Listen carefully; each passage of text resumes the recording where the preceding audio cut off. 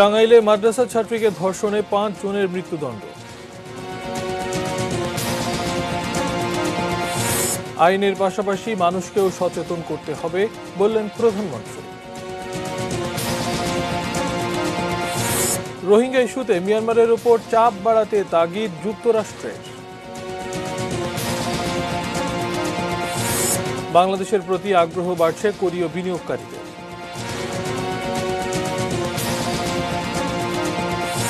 এবং নিক্সন চৌধুরীর বিরুদ্ধে নির্বাচন কমিশনের মামলা।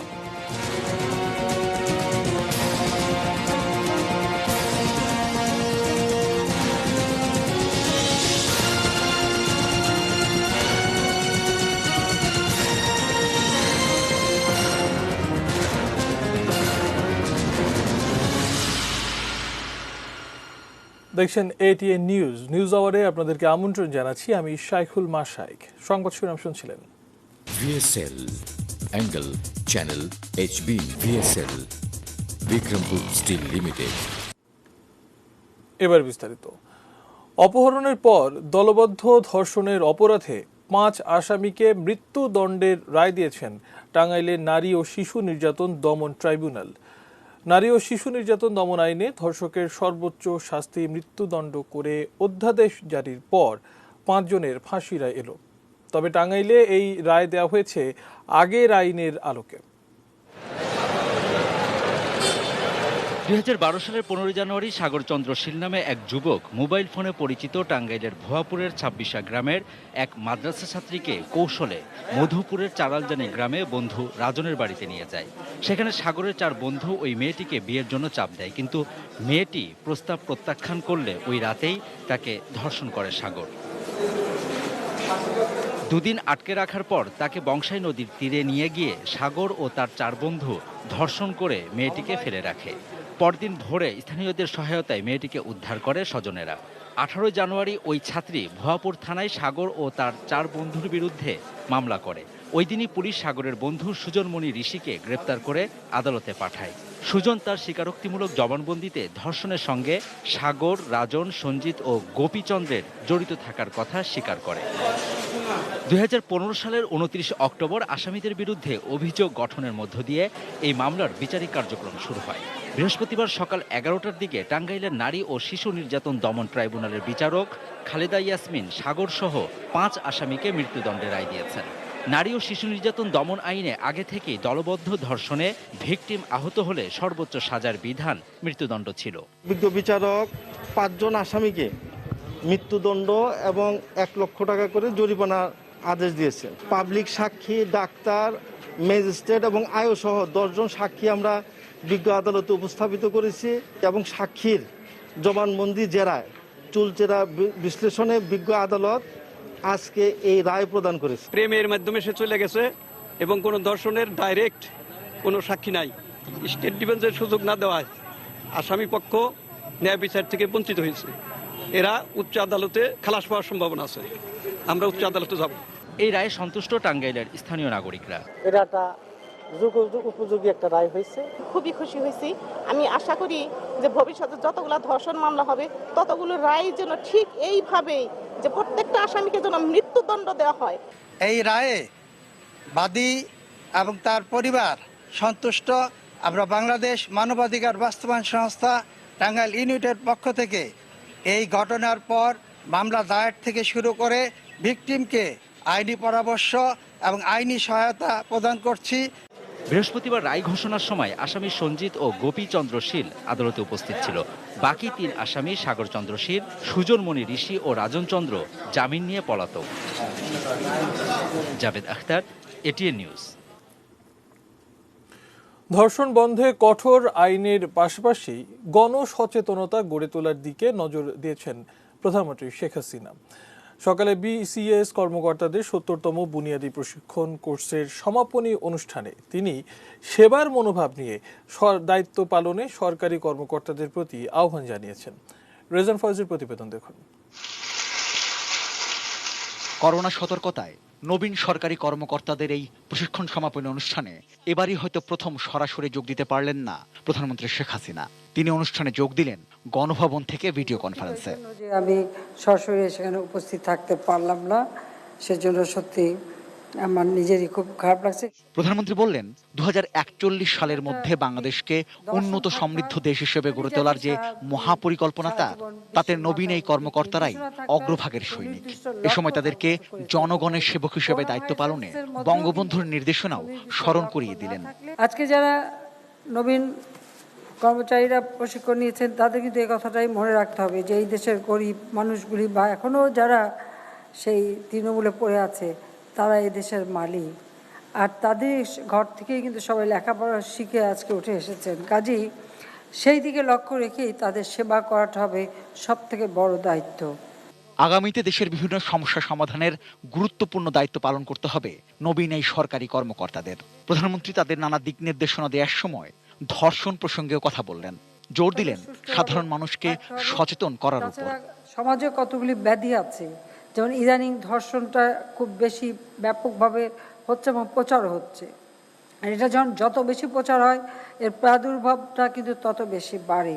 ইতিমধ্যে আমরা একটা অধ্যাদেশ জারি করে দিয়েছে আইন সংশোধন করে, কাজী এখানে যদি এ ধরনের ঘটনা রোধ করার জন্য ব্যাপক ব্যবস্থা আমাদের নিতে হবে, আর জনসচেতনতাও সৃষ্টি করা দরকার।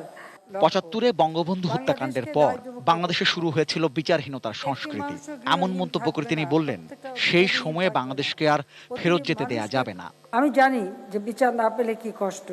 আমার বাবা মা ভাই রাজ্যবধূ তাদেরকে যখন হত্যা করা হয়, খুনিদেরকে ইন্ডেমনিটি দেওয়া হয়েছিল, আমার বিচার চাওয়ার কোনো অধিকার ছিল না। এই সংস্কৃতি যেন বাংলাদেশে আর না থাকে, মানুষ যেন ন্যায় বিচার পায়। শুধু কেবলমাত্র আমি সরকারে আসতে পেরেছিলাম বলেই সেই খুনিদের বিচার করতে পেরেছিলাম, এটাই হচ্ছে দুর্ভাগ্যের বিষয়। তো যাক, আমরা চাই যে কোনো অন্যায় অবিচার যেন না হয়, মানুষ যেন ন্যায় বিচার পায়, মানুষের জীবনমান যেন উন্নত হয়। Rezon Foyez, ATN news, Dhaka. রোহিঙ্গাদের ফেরাতে বিশ্বের সব শক্তিকে মিয়ানমারের ওপর চাপ দিতে তাগিদ দিয়েছে যুক্তরাষ্ট্র। ঢাকা সফরে মার্কিন উপপররাষ্ট্রমন্ত্রী স্টেফেন বিগান এই আহ্বান জানান। ভৌগোলিক অবস্থার কারণেই বাংলাদেশ যুক্তরাষ্ট্রের কাছে অত্যন্ত গুরুত্বপূর্ণ বলেও জানান মার্কিন উপমন্ত্রী। মার্কিন উপপররাষ্ট্রমন্ত্রী স্টেফেন বিগান দিল্লি সফর শেষে বুধবার ঢাকা আসেন। রাতেই পররাষ্ট্র প্রতিমন্ত্রী শাহরিয়ার আলমের সঙ্গে আনুষ্ঠানিক বৈঠক করেন তিনি। বৃহস্পতিবার সকালে রাষ্ট্রীয় অতিথি ভবন পদ্মায় বৈঠক হয় পররাষ্ট্রমন্ত্রী ডক্টর একে আব্দুল মোমেনের সঙ্গে। এরপর যৌথ সংবাদ সম্মেলন। বিগানের সফর নিয়ে আলোচনায় যুক্তরাষ্ট্রের ইন্দো প্যাসিফিক স্ট্র্যাটেজি, প্রশান্ত মহাসাগরীয় অঞ্চলে জোটবদ্ধতায় অস্ট্রেলিয়া, জাপান, ভারতের মতো বড় অর্থনৈতিক দেশের পাশাপাশি বাংলাদেশ কতটা গুরুত্ব বহন করে প্রশ্ন ছিল মার্কিন উপমন্ত্রীর কাছেই। Geographic location of Bangladesh makes it an attractive partner. I want to be very quick to emphasize that what's most attracting the attention of the outside world to Bangladesh, আমাদের জিওপলিটিক্যাল লোকেশন বলছে এগুলো, আর তোমাদের যে রবাস্ট situation, এই কারণে স্বাভাবিকভাবেই তারা আমাদের উপরে বেশ জোর দিয়েছে আমাদের সাথে সম্পর্ক আরো গভীরতর করার জন্য। বাংলাদেশের এই মুহূর্তে সবচেয়ে বড় দাবি রোহিঙ্গাদের মিয়ানমারে ফেরাতে বৈশ্বিক চাপ। অভিযোগ, যুক্তরাষ্ট্র সহ বিশ্ব মাতব্বররা বাংলাদেশে রোহিঙ্গাদের বছরের পর বছর রাখতে চায়। এজন্যই ফান্ড জোগাড়কেই গুরুত্বপূর্ণ ভাবছেন তারা। এমন অভিযোগ খণ্ডন করে স্টেফেন বিগান বলছেন, আপাতত ফান্ড জোগাড়ে মনোযোগ থাকলেও রোহিঙ্গাদের নিজের দেশে ফেরাটাই স্থায়ী সমাধান। We do not see that as a long-term solution to this crisis. We very much agree with the government of Bangladesh that a solution needs to be found to restore the rights and right of return of the people who are currently in the refugee camps. এই স্থায়ী সমাধান আনতে এশিয়ার এবং বিশ্বের বড় বড় শক্তিগুলোকে কাঁধে কাঁধ মিলিয়ে মিয়ানমারের উপর চাপ তৈরির আহ্বান মার্কিন উপপররাষ্ট্রমন্ত্রীর। A regional and a global response. All countries need to work together shoulder and shoulder. Of course, this is not simply the responsibility of the government of Bangladesh. Every major country in the Indo-Pacific should be speaking with equal outspokenness. বাংলাদেশের সঙ্গে ব্যবসা বাড়ানোর নানা সম্ভাবনা নিয়েও কথা বলেন স্টেফেন began. করোনার এই মুহূর্তে শিক্ষার্থীদের ভিসা দেওয়া কেন সম্ভব না সেই ব্যাখ্যাও দেন তিনি। দুপুরে গণভবনে প্রধানমন্ত্রী শেখ হাসিনার সঙ্গে দেখা করেন সফররত মার্কিন উপপররাষ্ট্রমন্ত্রী। ৭৫-এর ১৫ই আগস্টে নির্মম হত্যাকাণ্ডের জন্য বঙ্গবন্ধু কন্যার প্রতি সহমর্মিতা জানান তিনি। Ashikur Rahman Apu, ATN news, Dhaka. উন্নয়নের পদযাত্রায় অবকাঠামো খাতে বিনিয়োগের সম্ভাবনা এবং সস্তা শ্রমের নিশ্চয়তায় কোরীয় বিনিয়োগকারীদের দৃষ্টি আকর্ষণ করেছে বাংলাদেশ। দুদেশের দ্বিপাক্ষিক সম্পর্ককে নতুন উচ্চতায় নিয়ে যেতে কোরীয় বিনিয়োগকারীরা গুরুত্বপূর্ণ ভূমিকা রাখবেন বলে মনে করেন দক্ষিণ কোরিয়ার রাষ্ট্রদূত। মফিদুল তপুর রিপোর্ট দেখুন। আমার সোনার বাংলাদেশ এগিয়ে যাবে। করোনা মহামারীর ধাক্কা সামলে অনেকটাই গতি ফিরে পেয়েছে বাংলাদেশের অর্থনীতি। একই সঙ্গে বাড়ছে বিদেশি দাতা ও সাহায্য সংস্থার ঋণের প্রবাহ। পাইপলাইনে রয়েছে দেশ জুড়ে নানা ধরনের অবকাঠামো উন্নয়ন প্রকল্প।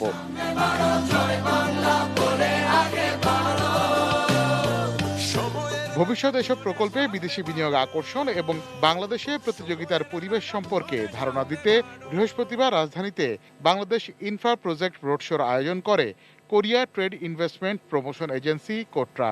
এতে অংশ নেয় স্যামসাং দাইউর মতো বিশ্বখ্যাত 17টি কোরীয় ব্যবসা প্রতিষ্ঠান। There are too many manpower compared to the other countries, so then we can use the ability engineer or ability worker. So we sort of the material, so then we make construction more the competitivity. Dhaka will be expanded for the future like a Raju plan. So in the while the development in Bangladesh will be bright in the future. Online কনফারেন্সের মাধ্যমে কোরীয় ব্যবসায়ীদের বাংলাদেশের কর্মপদ্ধতি ও ব্যবসায়িক সম্ভাবনা নিয়ে পরামর্শ ও আলোচনা করেন ঢাকা ও চট্টগ্রাম ওয়াসা, পিজিসিবি, ইটকল সহ 8টি সংস্থার ঊর্ধ্বতন কর্মকর্তারা। বিদেশি লোকেরা যে আমাদের এখানে কাজ করছে তাতে কিন্তু আমাদের দেশি মানুষগুলোর মধ্যে টেকনোলজি কিন্তু ডেভেলপ করতেছে। ওরা কিন্তু এখানে যে তাদের লোক নিয়ে আসে তা না, তারা কিন্তু শুধু টেকনোলজি নিয়ে আসে এবং হায়ার লেভেলের লোকগুলো নিয়ে আসে, ইঞ্জিনিয়ার বা ম্যানেজার লেভেলে। কিন্তু লোয়ার লেভেলের লোক কিন্তু আমরাই কাজ করি, আমাদের ইঞ্জিনিয়ার, সাইট ইঞ্জিনিয়ারগুলো এবং আমাদের দেশের যে সমস্ত কোম্পানি আছে তাদের সঙ্গে তারা সাব কন্ট্রাক্টর হিসাবে বা কন্ট্রাক্টর হিসাবে বা তাদের জয়েন্ট ভেঞ্চার হিসাবে তারাই কাজ করে। তাদের লাভবান কিন্তু প্রচুর হচ্ছে আমাদের দেশে। কেন? যে টেকনোলজি, নলেজ, কাজ করার যে ম্যানেজমেন্ট, এগুলো কিন্তু আমাদের দেশের লোকেরা এখন ক্রমান্বয়ে ডেভেলপ করতেছে। আপনারা দেখতেছেন যে অনেক বড় বড় প্রজেক্ট কিন্তু আমাদের দেশি কন্ট্রাক্টররাও এখন করছে। তো এইটাই হলো এটা রেজাল্ট। রোড শো পরিদর্শন করে বাংলাদেশে নিযুক্ত দক্ষিণ কোরিয়ার রাষ্ট্রদূত বলেন, উন্নয়ন সহযোগী হিসেবে দক্ষিণ কোরিয়া বাংলাদেশের পরীক্ষিত বন্ধু। সামনের দিনগুলোতে দ্বিপাক্ষিক বাণিজ্য সম্পর্ককে নতুন উচ্চতায় নিয়ে যেতে কোরীয় ব্যবসায়ীদের বিনিয়োগ অত্যন্ত গুরুত্বপূর্ণ ভূমিকা রাখবে বলে মনে করেন তিনি। There are many areas we can cultivate further relations, and this infrastructure will be obviously one of them. But there are many other areas that we can develop the further and cooperation between us.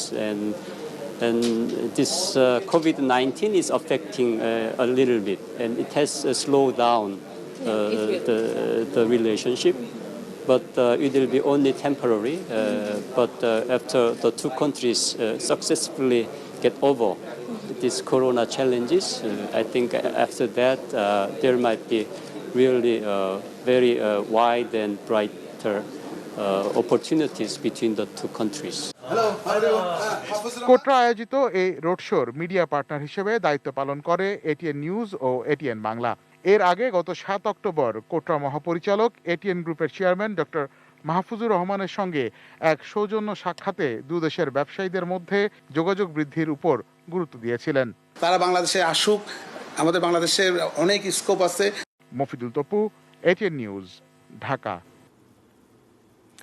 আচরণবিধি লঙ্ঘনের অভিযোগে ফরিদপুর 4 আসনের সংসদ সদস্য মুজিবুর রহমান চৌধুরী নিক্সনের বিরুদ্ধে মামলা করেছে নির্বাচন কমিশন। ইসির সিনিয়র সচিব মোহাম্মদ আলমগীর জানিয়েছেন, এই মামলায় 5 থেকে 7 বছরের কারাদণ্ডের বিধান রয়েছে। তবে সাজার বিষয়টি নির্ভর করছে আদালতের উপর। আরও জানাচ্ছেন মাহফুজা মুসলেহি। গত 10 অক্টোবর ফরিদপুর জেলার চরভদ্রাসন উপজেলা পরিষদের উপনির্বাচন চলাকালে নিক্সনের এক কর্মীকে আটক করার ঘটনায় ফোনে নিজ দলের লোককে ছেড়ে দিতে উপজেলা নির্বাহী কর্মকর্তাকে হুমকি ধামকি দেওয়ার অভিযোগ স্থানীয় সাংসদ নিক্সনের বিরুদ্ধে। হ্যালো, হ্যাঁ, আসসালামু আলাইকুম স্যার। ওই যে আপনার এসি লাইন ভাঙা, স্যার আমার লোকরে সিগারেট খাওয়ার জন্য গাড়িতে উঠাইছে। অডিওটি সামাজিক যোগাযোগ মাধ্যমে ভাইরাল হলে সর্বত্র প্রবল সমালোচনার সৃষ্টি হয়। ভোট গ্রহণ শেষে রাতে এক সমাবেশে ফরিদপুর জেলা প্রশাসককেও হুমকি দেওয়ার অভিযোগ ওঠে এই সাংসদের বিরুদ্ধে। অন্যদিকে অভিযোগ অস্বীকার করে সাংসদ জানান, উদ্দেশ্য প্রণোদিতভাবেই কাটাছেঁড়া করে প্রচার করা হয়েছে ফোনালাপ। এটা পুরোপুরি মিথ্যা এবং এরকম কোনো গালিগালাজ আমি করি নাই। এ ঘটনায় প্রধান নির্বাচন কমিশনার KM নুরুল হুদা জানিয়েছিলেন, তার বিরুদ্ধে মামলা করবে নির্বাচন কমিশন। দেখি মামলা করার হয় মামলাই করব। এরই ধারাবাহিকতায় কমিশনের নির্দেশে ফরিদপুরের চর ভদ্রাসন থানায় মামলা করেন জেলা নির্বাচন কর্মকর্তা নওয়াবুল ইসলাম। এজাহারটা ইলেকশন কমিশনের লেখা এবং ওইটা শুধুমাত্র আমি এজাহারে স্বাক্ষর করেছি এবং মামলা দায়ের। পরে সাংবাদিকদের এক ব্রিফিংয়ে ইসির সিনিয়র সচিব জানান, তদন্তের পর পরবর্তী সিদ্ধান্ত নেবে ইসি। তবে বিধান অনুযায়ী এ মামলায় আদালত চাইলে 5 থেকে 7 বছর কারাদণ্ড দিতে পারে।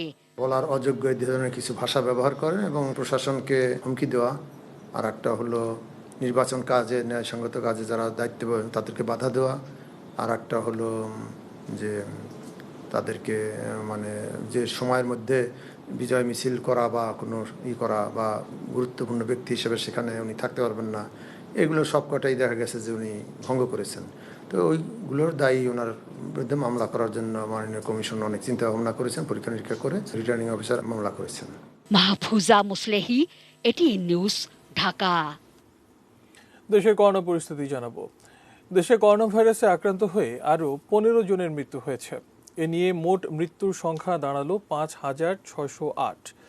নতুন করে শনাক্ত হয়েছেন 1,600 জন। সব মিলিয়ে আক্রান্তের সংখ্যা দাঁড়িয়েছে 3,84,559। বৃহস্পতিবার স্বাস্থ্য অধিদপ্তরের এক প্রেস বিজ্ঞপ্তিতে এ তথ্য জানানো হয়। ঢাকা মহানগরী সহ দেশের বিভিন্ন হাসপাতালে ও বাড়িতে গত 24 ঘন্টায় সুস্থ হয়েছেন 1,780 জন। সারা দেশে সরকারি ও বেসরকারি ব্যবস্থাপনায় 109টি ল্যাবে নমুনা পরীক্ষা করা হয়েছে 14,261টি।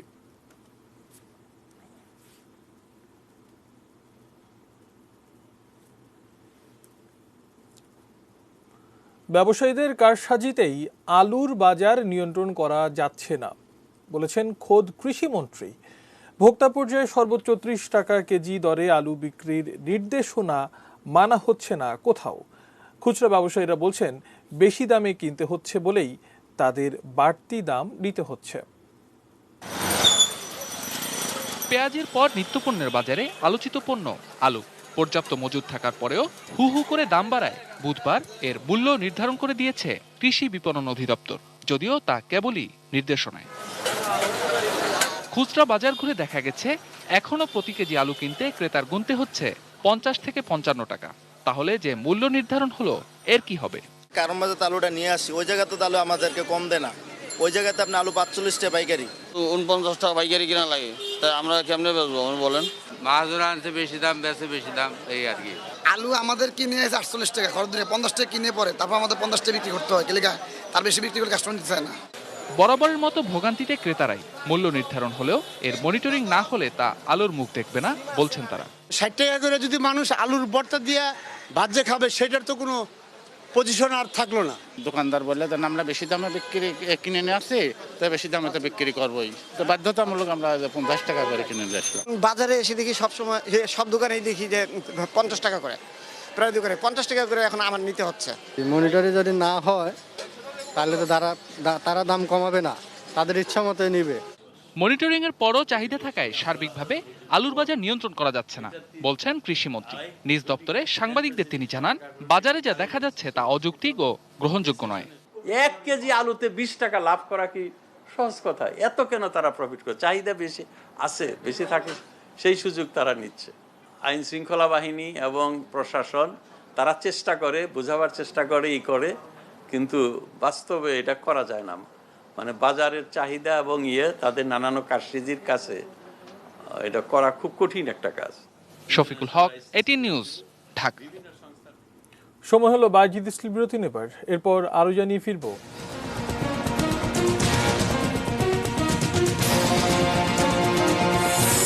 একই দিনে 2 পরিবারের 7 জনকে হত্যা। এবং অবৈধ সম্পদের তথ্য চেয়ে 50 দেশে দুদকের চিঠি।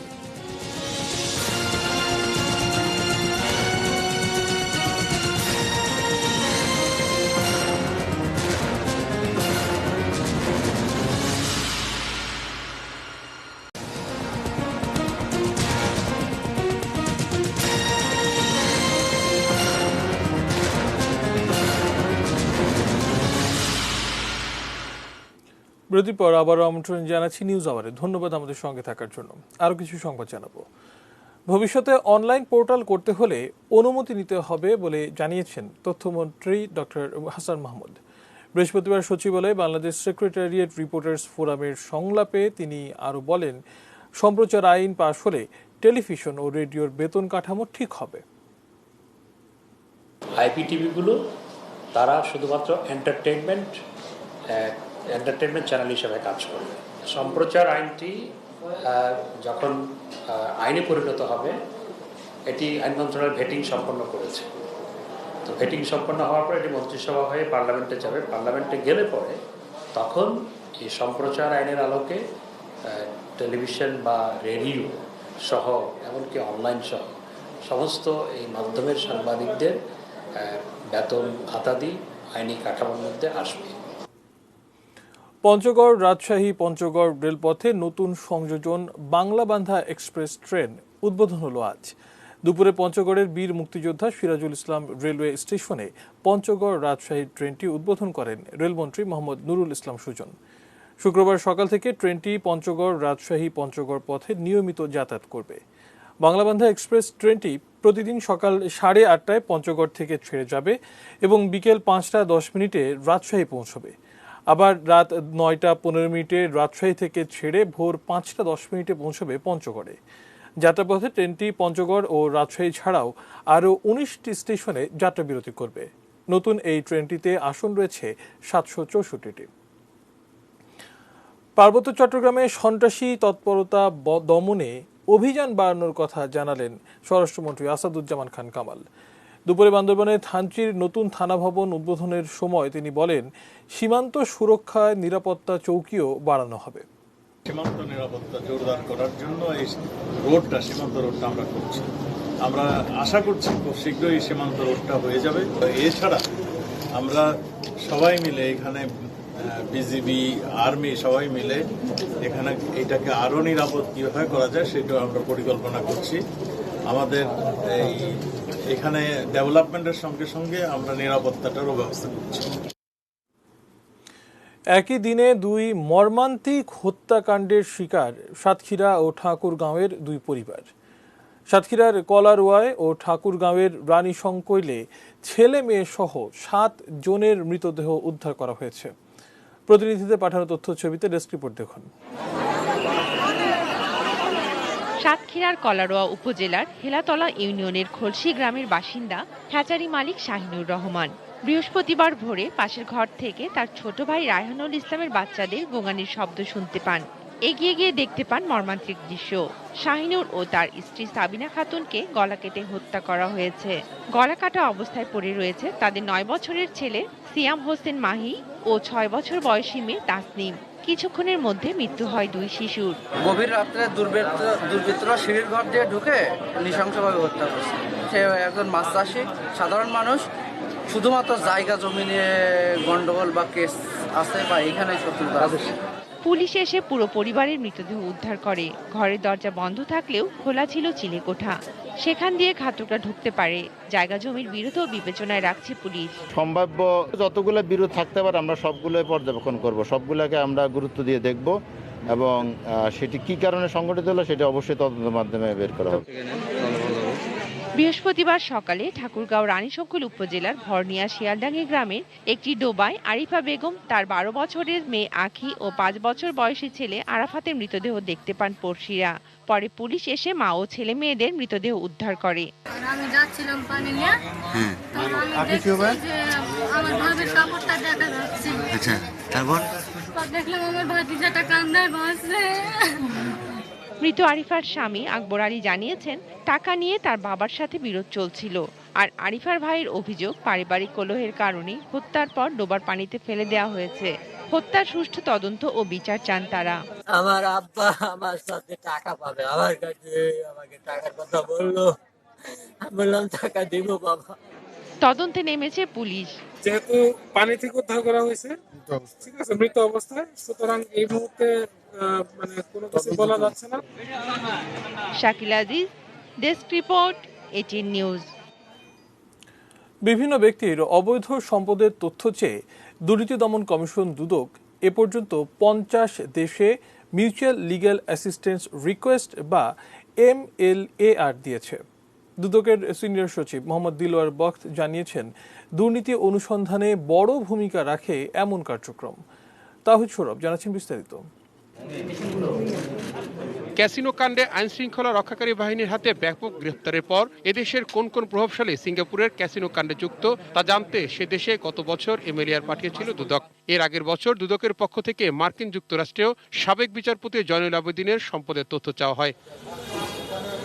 MLAR এর মাধ্যমে তথ্য বিনিময় করে 2013 সালে বিএনপির প্রধান খালেদা জিয়ার ছোট ছেলে কোকোর পাচার করা টাকা ফেরত আনে দুদক। তিনি সিঙ্গাপুরে প্রায় 9 কোটি টাকা পাচার করেছিলেন। দুদক বলছে, এ পর্যন্ত 22টি দেশ দুদকের MLAR এ জবাব দিয়েছে। মানি লন্ডারিংয়ের মাধ্যমে কোনো অর্থ পাচার হয়ে থাকে, সেই অর্থ দেশে ফেরত আনার জন্য এই MLAR পাঠানো হয়ে থাকে। আমরা 50টা দেশের মতো পাঠিয়েছি এবং আমরা 22টা দেশ থেকে ইতিমধ্যে জবাব পেয়েছি। তিনি জানান, শুধু বাংলাদেশই বিদেশের কাছে তথ্য চায় না, পৃথিবীর বিভিন্ন দেশও দুদকের কাছে তথ্য চেয়েছে। এটি আন্তর্জাতিক একটি চুক্তির মাধ্যমে পৃথিবীর বিভিন্ন দেশ যারা আনকাকের সদস্য হয়েছে তারা এই মানি লন্ডারিং সংক্রান্ত তথ্য আদান প্রদান করে থাকে। তো সেই হিসাবে আমাদের দেশে 60টি দেশ থেকে আমরা MLAR পেয়েছি। দুদক জানিয়েছে, পাঠানোর জন্য আরো বেশ কিছু MLAR প্রস্তুত রয়েছে। MLAR প্রয়োজন, এটা তো একটা চলমান প্রক্রিয়া।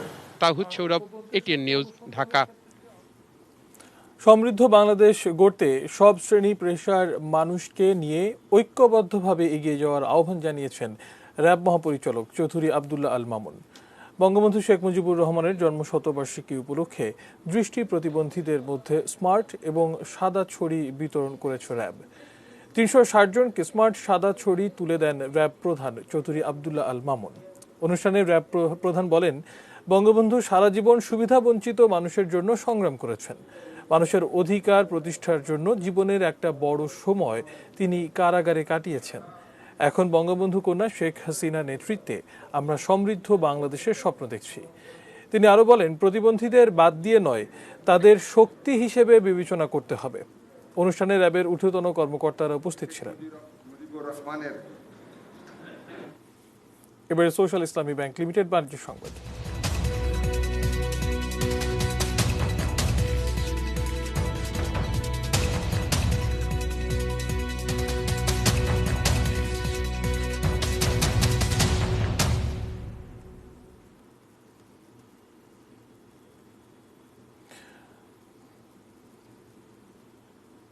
চীনে শুল্কমুক্ত সুবিধার সুযোগ নিতে প্রস্তুত দেশের ব্যবসায়ীরা। বিশ্লেষকরা বলছেন, জেনে বুঝে বাজার ধরতে পারলে করোনাকালে মন্দা কাটানোর হাতিয়ার হাতে পাবে বাংলাদেশ।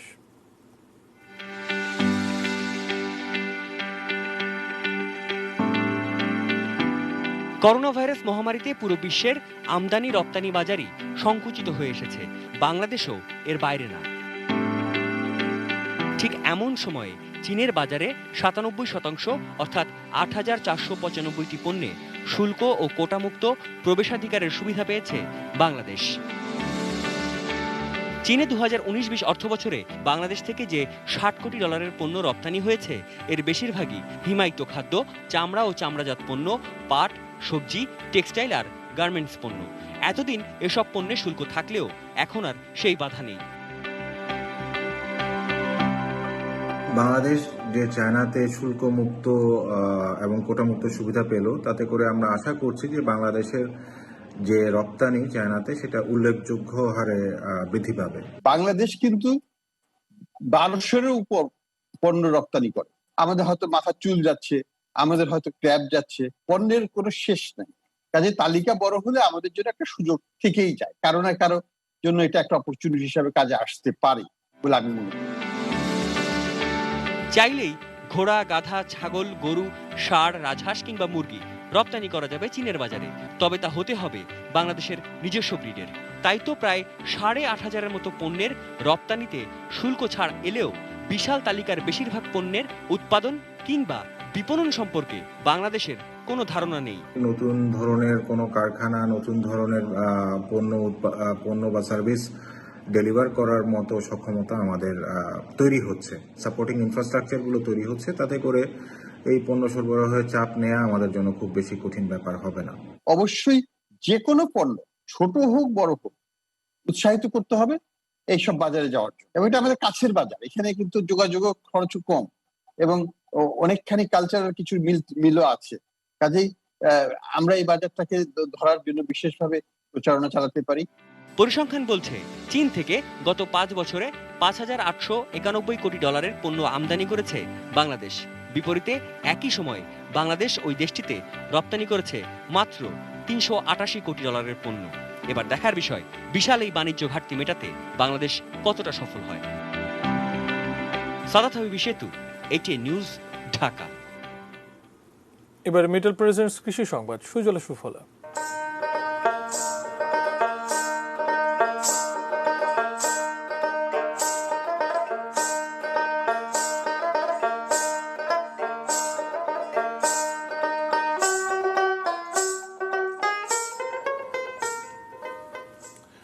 মৌসুমি ফল উৎপাদনে প্রসিদ্ধ রাঙামাটির পাহাড়ি জমিতে বাড়ছে ড্রাগন ফলের চাষ। বাজারে চাহিদা ও দাম ভালো হওয়ায় এই চাষে আগ্রহ বাড়ছে চাষিদের। রাঙামাটির রায়খালী কৃষি গবেষণা কেন্দ্রে বেশ কবছর আগে ড্রাগন ফলের প্রথম পরীক্ষামূলক চাষ শুরু হয়। এ চাষে সফলতার খবর ছড়িয়ে পড়ে স্থানীয় কৃষকদের মাঝে। এখন বাড়ির আঙিনা, বাগান কিংবা ছাদ বাগানে চলছে ড্রাগন ফল চাষ। ড্রাগন ফল চাষে খরচ কম এবং গাছ দীর্ঘস্থায়ী হওয়ায় এই চাষে আগ্রহী অনেকেই। অত্যন্ত সুস্বাদু এই ড্রাগন ফলের চাষ করে লাভবান হয়েছেন রাঙামাটির ভেদভেদী এলাকার মোহাম্মদ ইকবাল হোসেন এবং ঘাগড়া এলাকার টিটুন চাকমা। ড্রাগন ফলের চাষে প্রচুর সম্ভাবনা দেখে স্থানীয় কৃষকদের উৎসাহিত করছে কৃষি বিভাগ।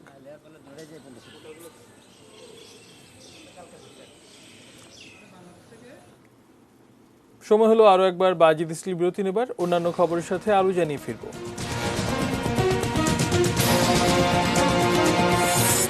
আগের সূচিতেই টেস্ট চ্যাম্পিয়নশিপ ফাইনাল।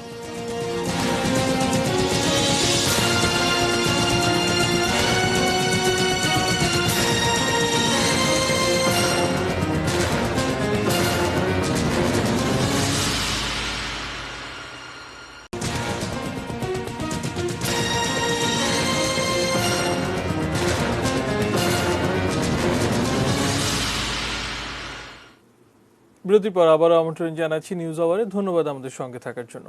আরও কিছু সংবাদ জানাবো। কোভিড-19 সম্মুখ যোদ্ধাদের জন্য উদ্দীপনামূলক গান প্রকাশ করেছে শহীদ সোহরাওয়ার্দী মেডিকেল কলেজ হাসপাতালের গাইনি ও অবস বিভাগ। গানের শিরোনাম এসো নতুন সকালে মিলি সকলে। দুপুরে হাসপাতালটির কনফারেন্স রুমে গানের প্রকাশনা অনুষ্ঠানে প্রধান অতিথি হিসেবে উপস্থিত ছিলেন তথ্য প্রতিমন্ত্রী ডক্টর মুরাদ হাসান।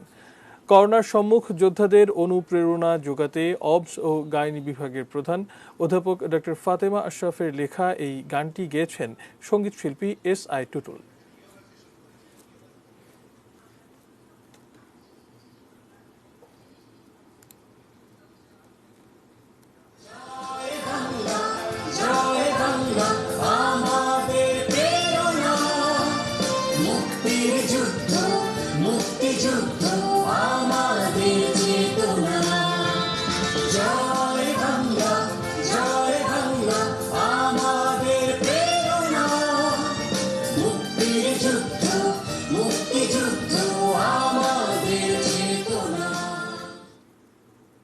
এবারে আন্তর্জাতিক অঙ্গনের খবর জানাবো।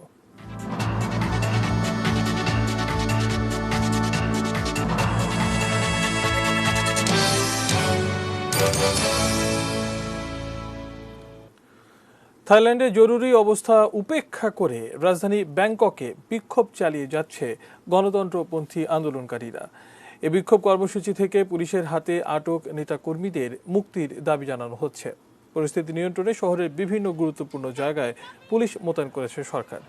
প্রধানমন্ত্রী প্রায়ুথ চান ওচার পদত্যাগ ও রাজতন্ত্রের সংস্কার চেয়ে গত কয়েকদিন ধরেই আন্দোলন চালিয়ে আসছে গণতন্ত্রপন্থীরা। ওই আন্দোলনের মধ্যেই রাজপরিবারের সদস্যদের বহনকারী একটি গাড়িবহর আটকে দেওয়ার পর বুধবার বিকেলে দেশে জরুরি অবস্থা জারি করে সরকার। এর আওতায় 5 বা তার বেশি মানুষের সমাবেশ ও দেশের নিরাপত্তার জন্য ক্ষতিকারক সংবাদ প্রকাশ করা নিষিদ্ধ করা হয়। সম্প্রতি আন্দোলনের অন্যতম 2 নেতা অ্যারুন নাম্পা ও পানু পোং সহ অন্তত 20 জনকে গ্রেপ্তার করে পুলিশ। এ পর্যায়ে থাকছে খেলার খবর।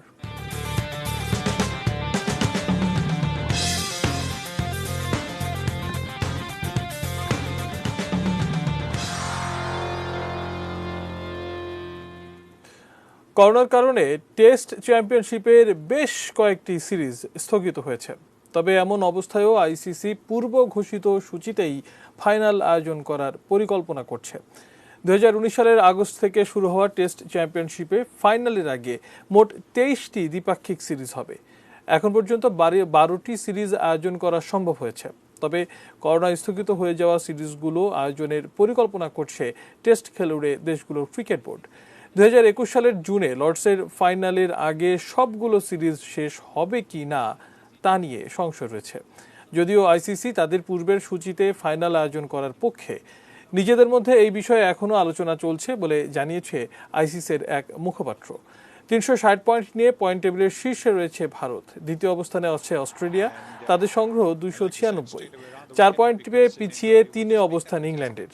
বাংলাদেশ এখন পর্যন্ত 2টি সিরিজে 3 ম্যাচ খেললেও কোনো পয়েন্ট অর্জন করতে পারেনি। এবার এক নজরে শিরোনামগুলো জানিয়ে দিচ্ছি আরও একবার।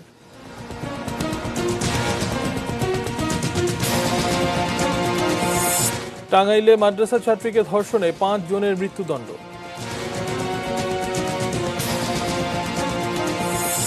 আইনের পাশাপাশি মানুষকেও সচেতন করতে হবে বললেন প্রধানমন্ত্রী। রোহিঙ্গা ইস্যুতে মিয়ানমারের উপর চাপ বাড়াতে তাগিদ যুক্তরাষ্ট্রের। বাংলাদেশের প্রতি আগ্রহ বাড়ছে কোরীয় বিনিয়োগকারীদের। নিক্সন চৌধুরীর বিরুদ্ধে নির্বাচন কমিশনের মামলা।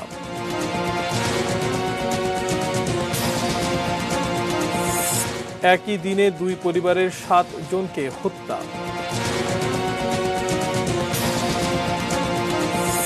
অবৈধ সম্পদের তথ্য চেয়ে 50 দেশে দুদকের চিঠি। এবং আগের সূচিতেই টেস্ট চ্যাম্পিয়নশিপ ফাইনাল।